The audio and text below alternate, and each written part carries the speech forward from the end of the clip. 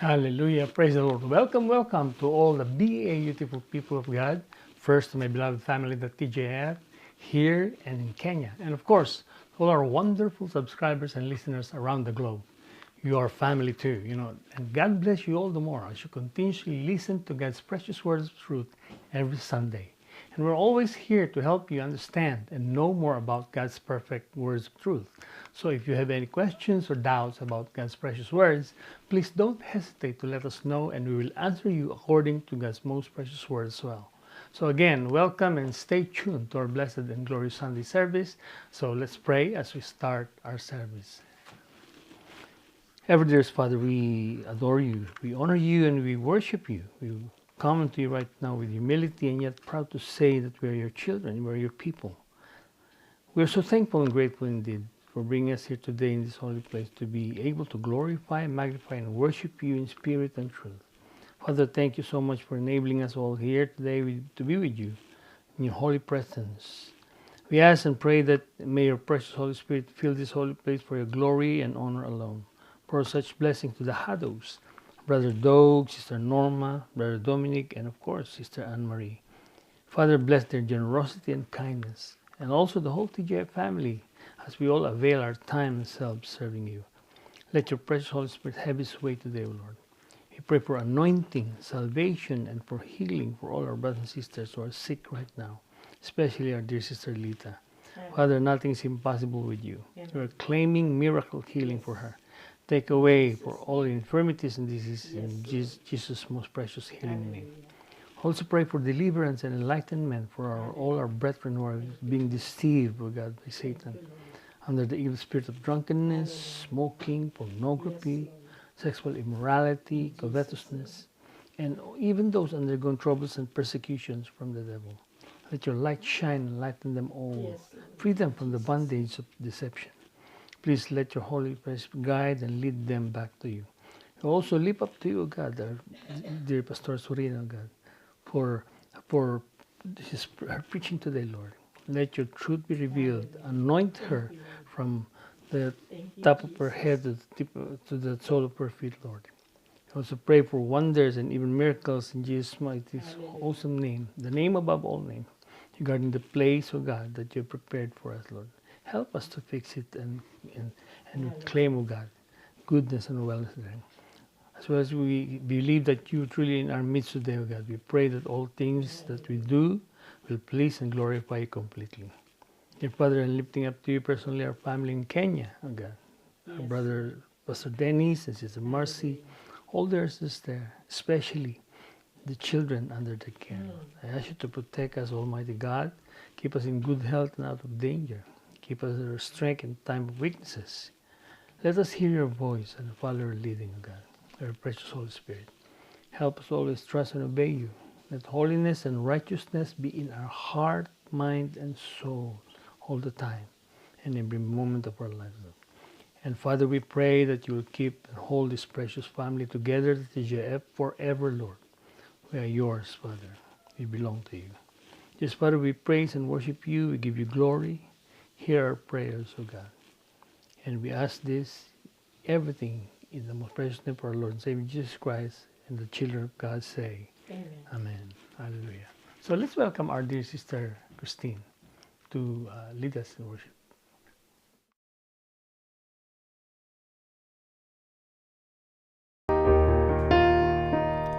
Through you, I can do anything. I can do all things, 'cause it's you who gives me strength. Nothing is impossible through you. Blind eyes are open, strongholds are broken.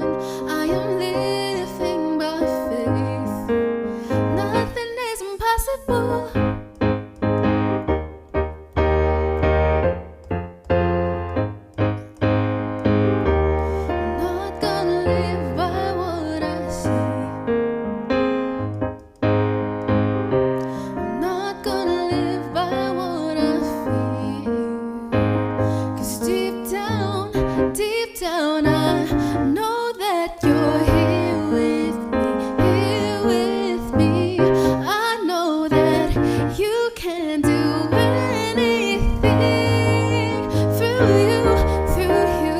I can do anything. I can do all things, 'cause it's you who gives me strength. Nothing is impossible through you. Blind eyes are opened, strongholds are broken. I am living by faith. Nothing is impossible, and I believe, I believe. I believe, I believe in you. I believe, I believe. I believe, I believe in you. Through you, I can do anything. I can do all things, 'cause it's you who gives me strength. Nothing is impossible through you. Blind eyes are open, strongholds are broken. I am living by faith. Nothing is impossible. Hallelujah. You have won the victory.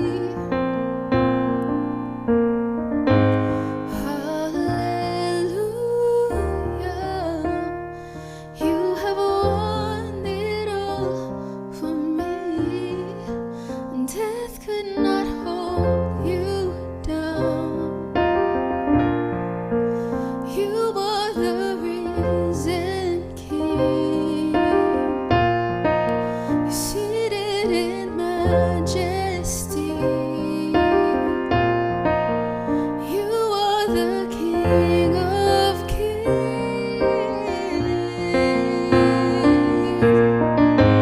Hallelujah. You have won the victory. Hallelujah. You have won it all for me.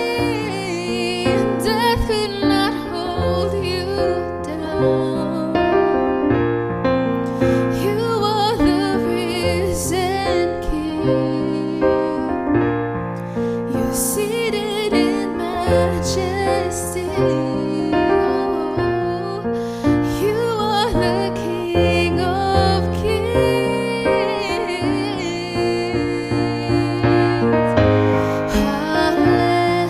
Hallelujah.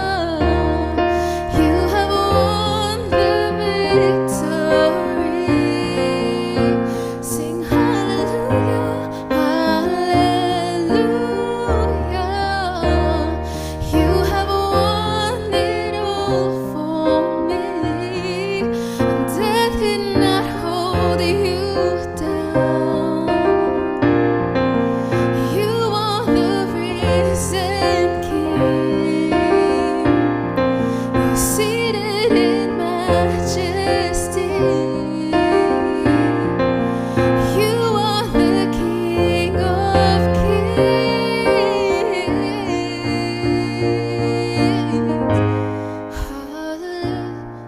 Hallelujah. You have won the victory.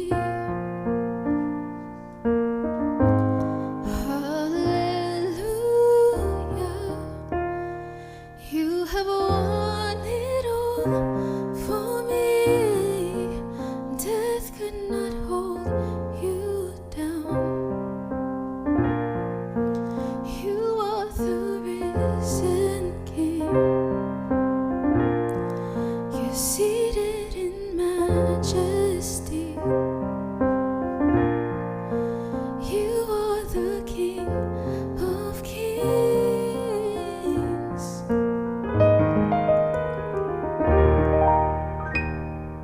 Thank you.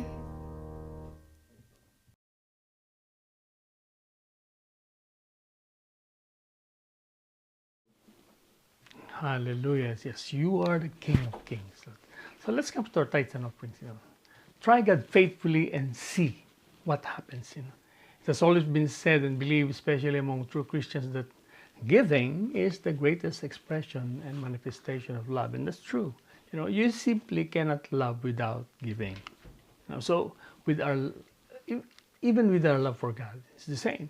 You cannot say you love God, but you don't give what is due to Him. That's not true love at all. Many will justify or excuse themselves that they don't have enough. That's why they simply cannot give their tithes and even offerings to God. But this is because God is at the bottom of their financial or money list. But let me ask you, Christians, have you ever put God first or above all that money list of yours? Why don't you do it? Put Him first all the time on that list and see what happens. Because God promised so much blessings if you put Him first and above all on all those endeavors and businesses that you have. As true and faithful Christians, we know that the words of God says in the precious book, the Bible, we are commanded to bring our tithe to our storehouses. And by bringing our tithe into the storehouse faithfully, so much blessings and even protection are promised by God. In Malachi 3:10-12, bring all the tithes into the storehouse, that there may be food in my house. And try me now in this, the challenge, says the Lord of hosts, if I will not open for you the windows of heaven and pour out for you such blessings that there will not be room enough to receive it. And I will rebuke the devourer for your sake. That's the protection, so that he will not destroy the fruit of your ground, nor shall the vine fail to bear fruit for you in the field, says the Lord of hosts. And all the nations will call you blessed, for you will be a delightful land, says the Lord of hosts. Overflowing blessing and protection, a package deal from the God, as you bring your tithes. I know that many Christians out there will disagree with this teaching, especially those who don't want to tithe, who don't believe in tithing, those who don't believe, what the Bible, Word of God says completely. So much justification and excuses are being said, like historical info saying that tithing is only for the Old Testament. Well, I strongly disagree, because even our Lord Jesus Christ Himself endorsed tithing which the Israelites are seriously doing as part of their faith in God. Matthew 23:23. Woe to you, scribes and Pharisees, hypocrites! For you pay tithe of mint and anise and cumin, and neglected the weightier matters of the law, justice and mercy and faith. These you ought to have done without leaving the others undone. Our Lord Jesus Christ simply saying, don't neglect tithing. But whether it's an old or new command, the bottom line is the heart that gives. Is your heart totally there when you give? Because God looks at the heart, not the money. Because He loves a cheerful and willing giver. 2 Corinthians 9:6-8 said, but this I say, he who sows sparingly will also reap sparingly, and he who sows bountifully will also reap bountifully. So let each one give as he purposes in his heart, not grudgingly or of necessity, for God loves a cheerful giver. And God is able to make all grace abound toward you, that you, always having all sufficiency in all things, may have an abundance for every good work. I'm simply saying that if your heart is not 100% in your giving and offering to God, you might as well don't give it, because it won't be acceptable. It will be rejected. Just like Cain's offering, rejected by God because Cain doesn't have the heart that truly honors and reveres God. Giving us righteously or under compulsion, or with unwilling heart is certainly unacceptable to God. God is not forcing anybody to give if you don't want or unwilling to. When you give, make sure that it is in accordance in His will and command. That's the only way to truthfully honor and please Him. And believe me, you will surely receive all the promised blessing and protection attached to your faithful obedience. Proverbs 3:9-10 said, honor the Lord with your possessions and with the first fruits of all your increase, so your barns will be filled with plenty, and your vats will overflow with new wine. And God is faithful in all His commands and promises. Amen? So praise the Lord. Glory to God in the highest. So let's pray. Father, we are so thankful and grateful indeed, Lord, for your words of truth, Lord. And let your Holy Spirit be the one to guide us and lead us, O God, enabling us to give in accordance with your perfect will and perfect standard, Lord. Thank you, Father, and may you bless all the hands, the willing hands, cheerful heart that gives, O God, to your work, O God. And bless them all the more, God. And may the money that we've collected only use for the furtherance of your kingdom and for the needs of your people. God bless all the faithful tithers and offerers.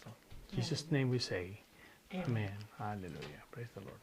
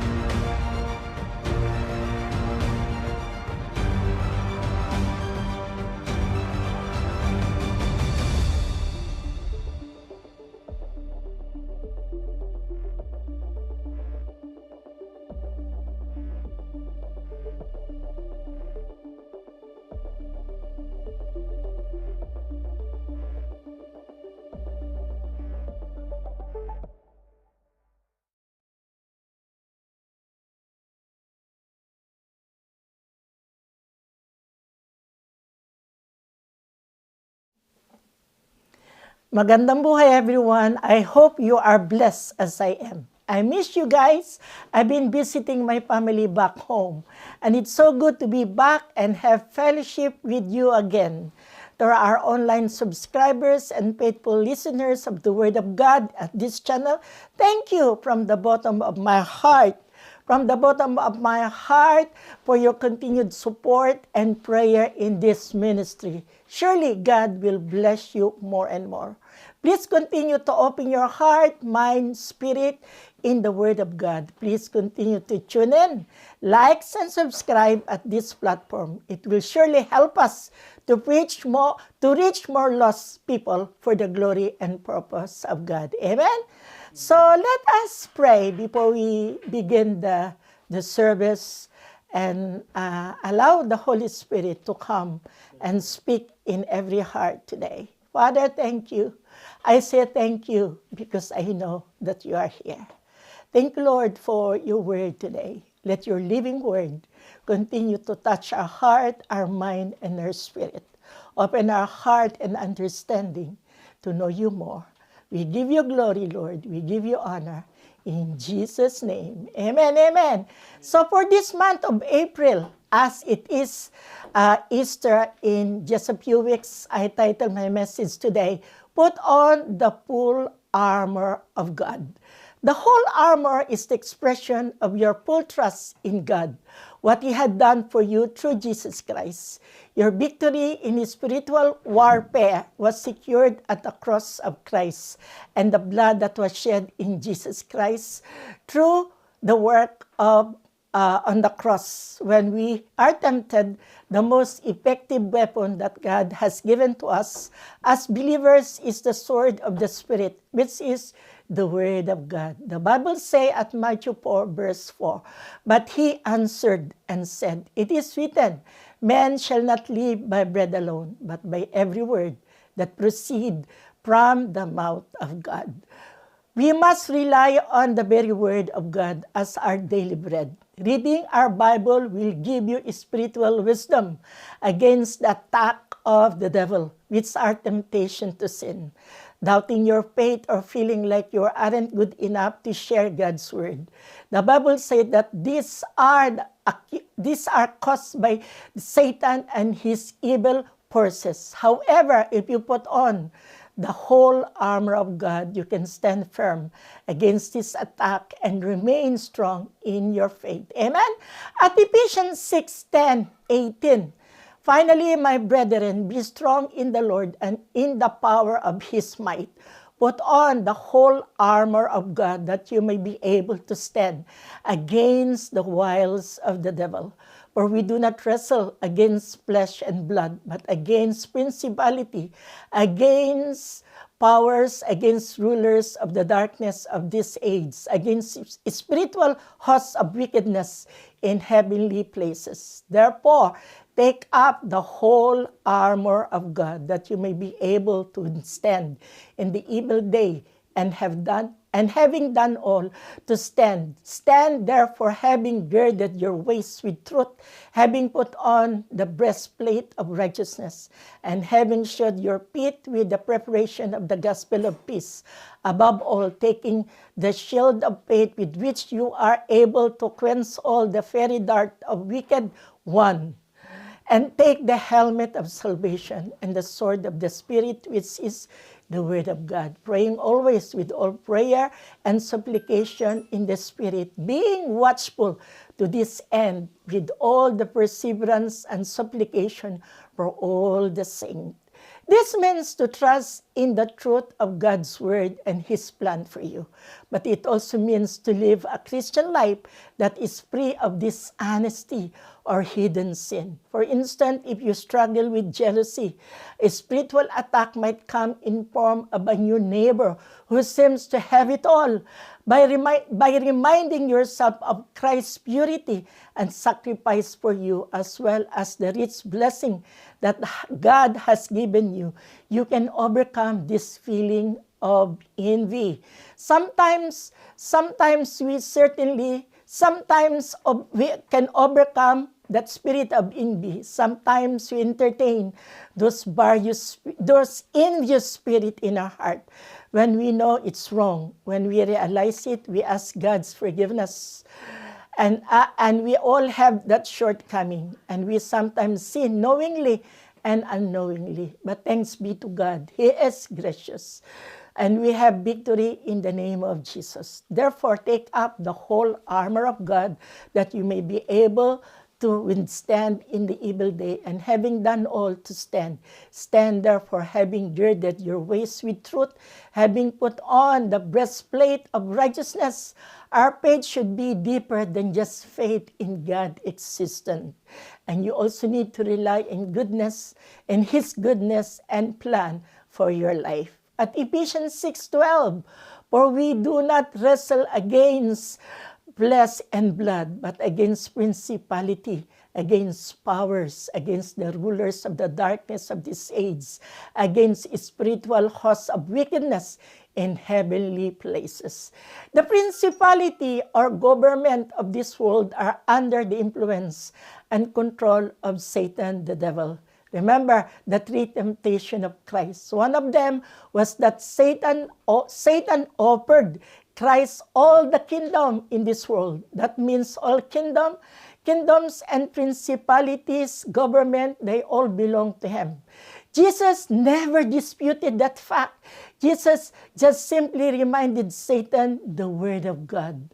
At Matthew 4:8-10, it says, again, the devil took him on an exceedingly high mountain, and showed him all the kingdoms of the world and their glory. And he said to him, all these things I will give you if you will fall down and worship me. Then Jesus said to him, away with you, Satan, for it is written, you shall worship the Lord your God, and Him only you shall serve. The power of the word of God, that the devil tremble. Christian struggle will be ongoing, and that requires constant intake of healthy spiritual food. That means feeding on God's word daily, and this must entail the deeper things of what we are dealing every day. At 1 Corinthians 11:1 and 2, it says, imitate me. We must imitate Christ, just as I also imitate Christ. Now I praise you, brethren, that you remember me in all things, and keep the tradition just as I delivered them to you. We are called to imitate Christ. If Christ is living in your heart, it changes your disposition daily and how you interact to other people. As Christians, we have to hold our ground and captured both in the realm of what we believe and how we behave. People all around us are being led astray as to what is authentic Christianity is all about. Being Christian is not a hobby. Ulitin ko po, being a Christian is not a hobby. It demands all what we are all the time. It is our life. In this modern world, man seems to be at the center of all things, and he believes it is possible to hold on to the truth gospel without insisting in truth, which embarrass modern people. These are just some of the views which are taking over people's mind. Modern thinking is incredibly hostile to the gospel. It is in this context that we Christians has to hold our ground and win people from this false view. Amen? At 2 Corinthians 5:20, it says, "Now then, we are ambassadors for Christ, as though God were pleading through us. We implore you on Christ's behalf, be reconciled to God." We are to be ambassadors of Christ. When you give your life to God, you become a member of the kingdom of heaven. The Bible said that we are at that moment translated in the kingdom of God's dear Son. So the rest of your time here on earth, you are not just here for your own plan or interests, but you are here representing heaven to those around you. As a matter of fact, you're the only example of heaven most people will ever see. What they know about God's work in people's life, they'll get that watching your life. It can be a scary time because of so much expectation. On the other hand, it means you're not limited to your resources because God is your resource.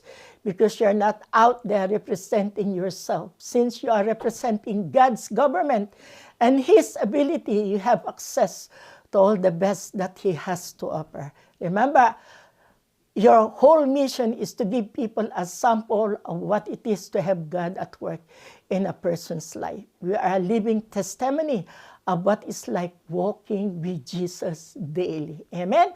We are a living testimony of what it's like walking with Jesus daily.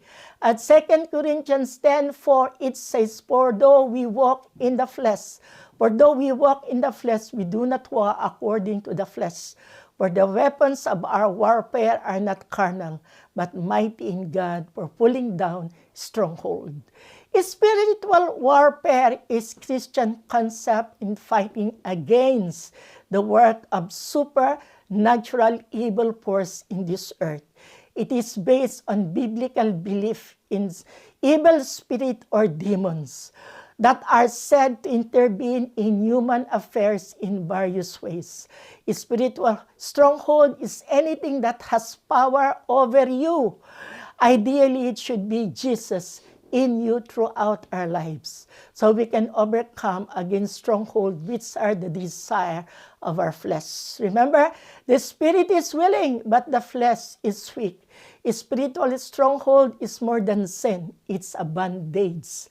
A stronghold in this context is natural desire in us that Satan twists so that sin has control over us.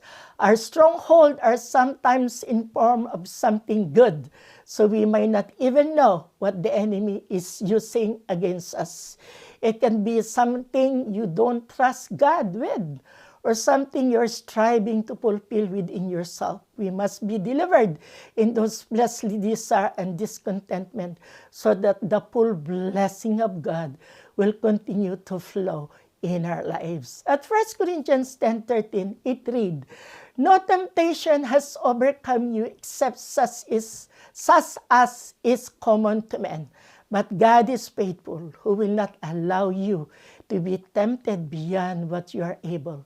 But with the temptation will also make the way of escape that you may be able to bear it.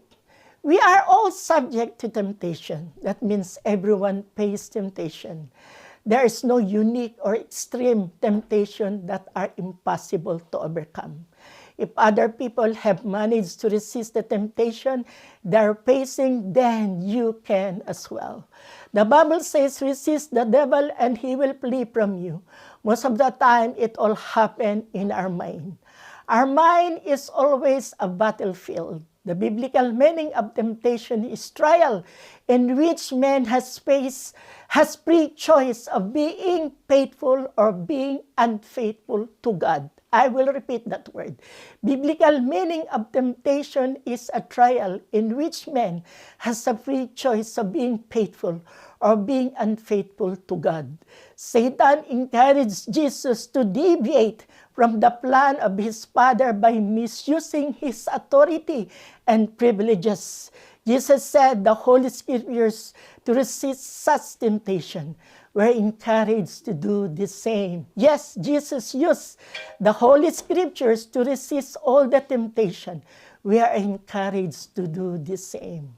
At Ephesians 6:18, praying always with all prayer and supplication in the Spirit, being watchful to this end with all perseverance and supplication for all saints.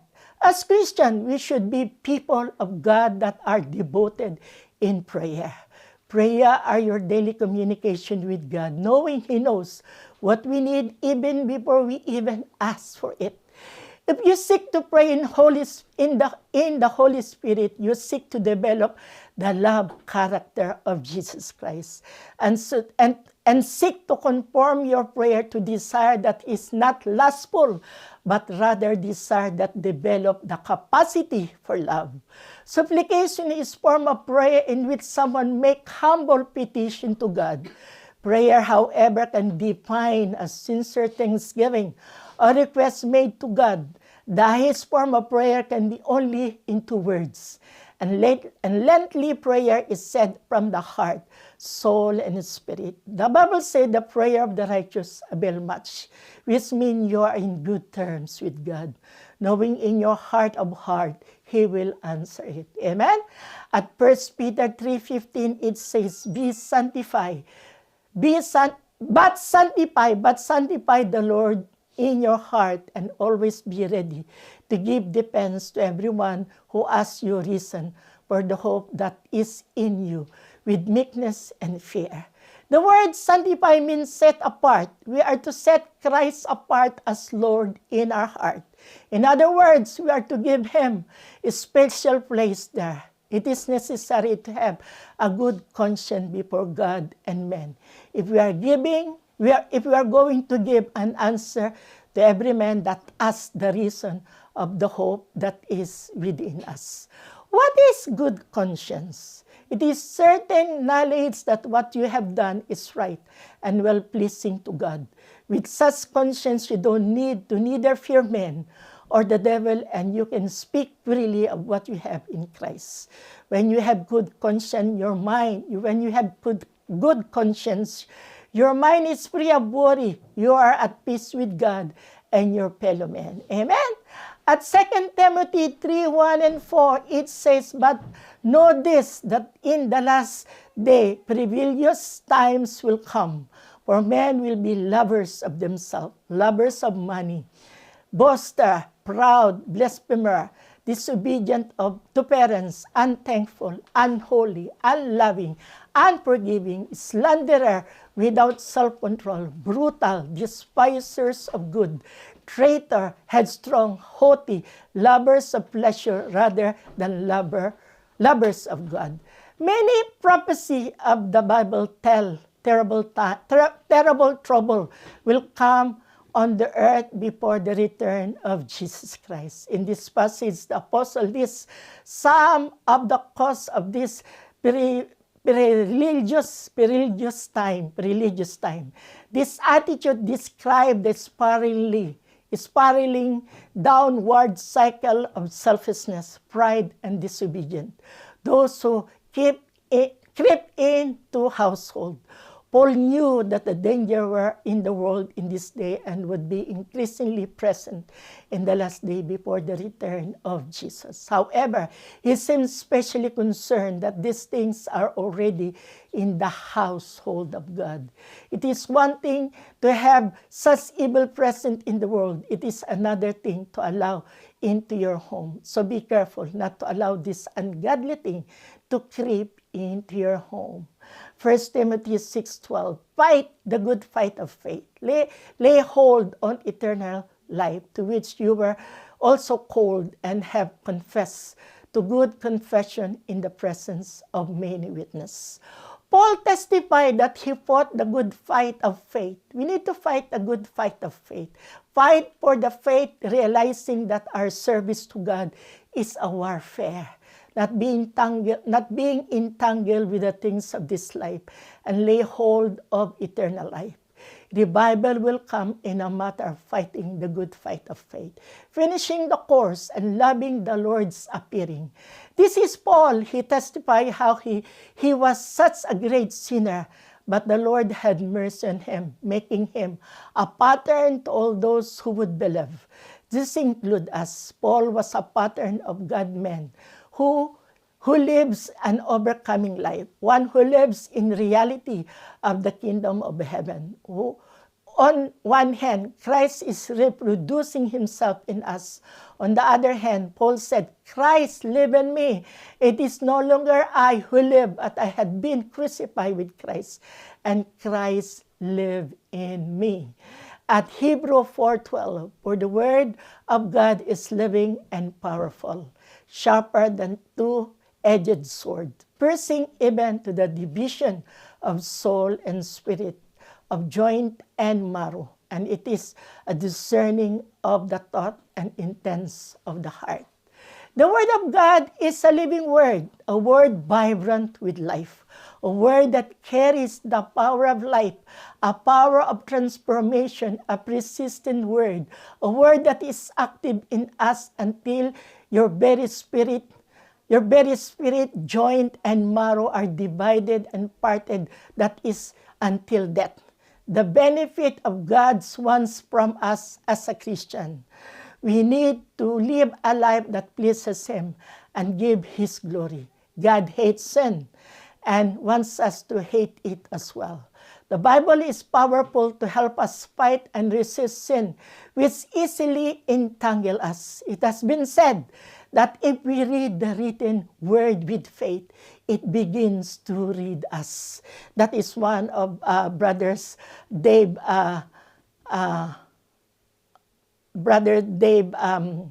video. Yes, when we read the written word of faith, it begins to read us. Nothing is hidden from God. Nothing about our motives, our desire, our heart is hidden from God, though it is hidden from ourselves. God is alive and active in His Word, and His Word is alive and active. Our heart laid bare before His Word, His truth, and His understanding. Amen? At John 6, 55, 57, 58. For my flesh is food indeed, and my blood drinks indeed. As the living Father sent me, I live because of the Father. So he who feeds on me will live because of me. This is the bread which come down from heaven, not as your father ate the manna and are dead. He who eat this bread will live forever. Jesus is asking us to believe Him as the last sacrifice needed by asking us to eat and drink His blood. He's asking us to accept His ultimate sacrifice, to take His life into us and be a part of our lives. Jesus say, I am the bread of life. He is saying that ultimately He can satisfy our deepest needs and longing. He can make us feel full and overflowing with blessing. We are led by the Spirit of God, and He guides us in all things. As we close, to put on the full armor of God is to understand every single blessing, not missing any piece. God has given you every blessing in heavenly places, and every blessing is necessary. Blessed be the God and the Father of our Lord Jesus Christ, who had blessed us in Christ with every spiritual blessing in heavenly places. And put on the full armor of God.